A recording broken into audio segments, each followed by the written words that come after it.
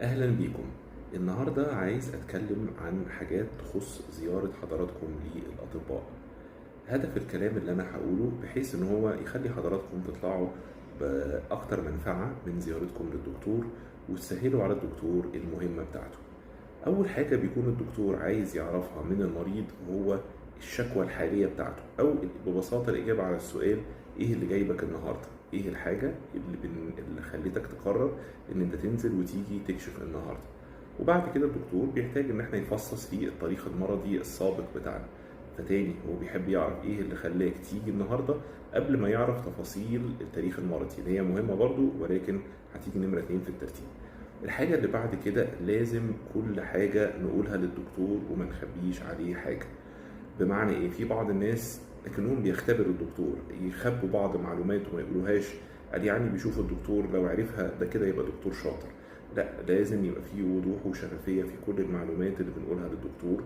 ولو احنا في معلومات خاصة مش حابين المرافق اللي جاي معانا يعرفها، يبقى ما نخليش المرافق ده يجي نعمل الزيارة بدون المرافق اللي احنا مش عايزين نشارك قصاده معلومات تخصنا، او نجيب معانا مرافق ما يفرقش معانا انه يكون عارف المعلومات دي.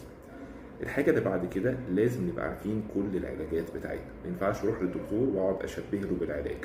لازم نبقى عارفين كل الادويه اللي احنا بناخدها لكل الامراض، مش عشان انا بروح لدكتور قلب مثلا فما بقاش عارف اسم ادويه السكر ولا ادويه الغده وكده.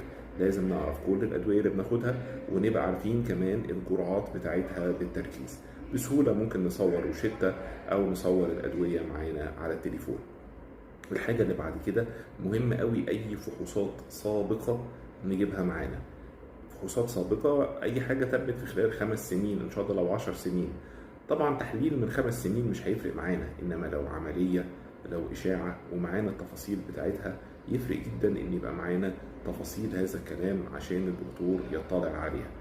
وبخصوص الفحوصات، يا ريت لو الفحوصات دي تبقى في نسخة مطبوعة، عشان في دكاترة كتير بيواجههم صعوبة انهم يقروا الخطوط الصغيرة او ارقام التحاليل على شاشات التليفون الصغيرة، او لو احنا مضطرين ان احنا نجيبها على الموبايل، يا ريت نكون منزلينها بالفعل على الموبايل متسيفة او في صورة سكرين شوت.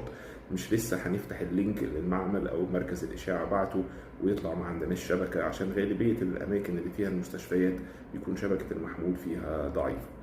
فدي بعض النصايح السريعة اللي تخلي حضراتكم بإذن الله تستفيدوا الفائدة التامة من زيارتكم للدكتور، وفي نفس الوقت الدكتور يقدر يساعدكم.